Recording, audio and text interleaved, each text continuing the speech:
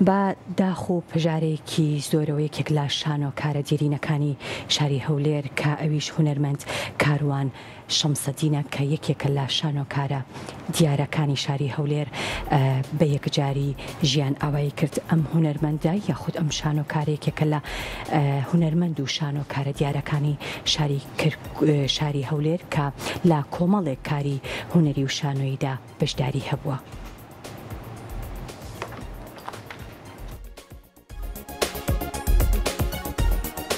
هونەرمەند کاروان شەمسەدین کە لە دایک بووی ساڵی 1968 و لە ساڵی 2009 ئەندامی دەستەی بوژانەوەی لەقی هەولێری کۆمەڵی هونەرە جوانەکانی کورد بووە و دەستپێکی کاری هونەریشی شانۆیی سوورمەخان بووە لە ساڵی 1983 و دوا بەدوای ئەوەش لە کۆمەڵێک شانۆگەری و کاری هونەری دیکەدا بەشداری کردووە لەوانە شانۆگەری قەڵای دمدم، شانۆگەری خانەدان